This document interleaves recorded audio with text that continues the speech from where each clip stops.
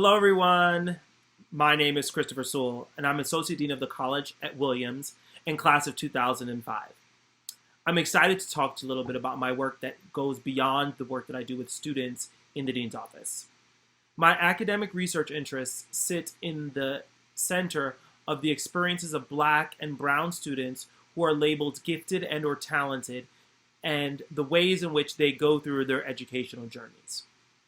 My most recent works with my collaborator, Ramon Goings, looks at the experiences of African American adults who attended public school in New York City and were labeled gifted, and their experiences going from elementary through college as Black gifted students. This retrospective work has them think about the ways in which they have gone from their communities that were mostly minority to being in spaces where they were the minority. Part of my work talks about the ways that the people in my study really begin to grapple with the idea that they are changing their relationship to Blackness and giftedness over time. As young children, they were in spaces where they were labeled gifted, mostly through some sort of testing or teacher labeling, and then moved as they went to middle school and high school into more predominantly white spaces where their giftedness may or may not have been celebrated, and many of them found that their Blackness was also not front and center like it was in their elementary school environment. This transition was pretty tough for many of our students despite their resiliency, and many of them going off to great places to college and beyond. With that being said, we talk a lot about the achievement gap. The achievement gap really centering around the differences in standardized test scores and the ability to do well on reading and writing assessments between Black and white students. While that is really important as we think about today's current educational landscape, I posit that we also need to use Rich Milner's framework around opportunity gaps.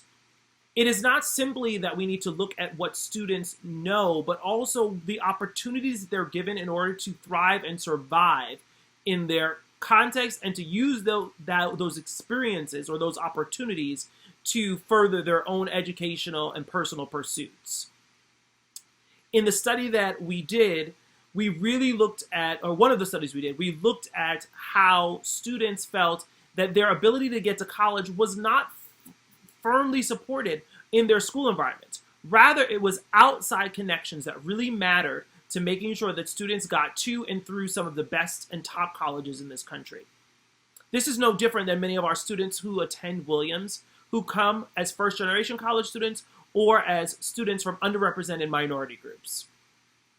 We must continue to engage in the conversations about what opportunities can be given to students so that they are able to use that experience to design their vision for themselves in the short term and in the long term. In our current landscape with the coronavirus happening, we're going to have to think really critically as a society about what do we do to provide opportunities when we physically cannot come together for these spaces, and students don't have the access to the materials that they need to be successful.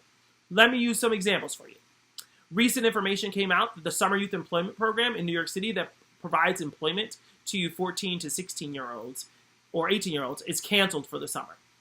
This was a way in which many students from low-income and minority students across New York City got access to jobs at companies and places that gave them the first sense of, this is something that I can do, and it's possible for me to see what's next for me. In addition, we're going to see the changing of summer programs, college experience programs, and all the things that help students create a schema for themselves that will be successful. We're going to have to really re-envision what it means to provide access and support to opportunity in spite of the fact that they are not in community with one another. Additionally, we're going to have to think about this with terms of resources. As we see, Williams has been great in providing resources to students as they've gone home. How can we provide similar resources in under-resourced schools and neighborhoods so that kids have access to internet and computers and the spaces that they need to do the work that they need to do to show that they are ready to thrive in other environments.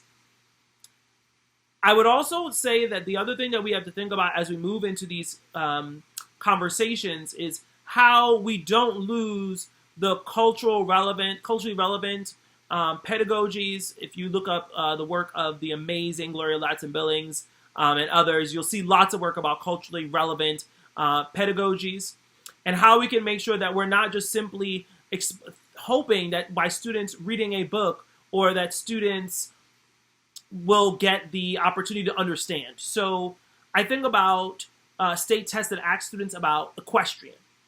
If you are from an urban area or areas that horses or equestrian is not available, or other things that are ultimately things that are markers of wealth or experience of wealth, how can we expect that they are going to be able to have the schema to do well on these exams and the things that they need?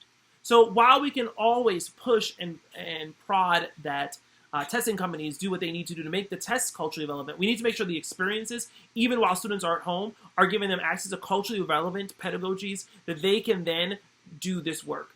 And that is critical when we think about opportunity gaps. We must make sure that students have the access to things that help them see themselves in that place, and by having an experience of playing lacrosse, of doing equestrian, of doing whatever that thing is that helps them say, I too can do this and it is possible for me to move forward.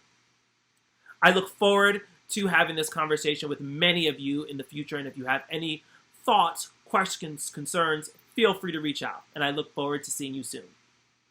Have a good day.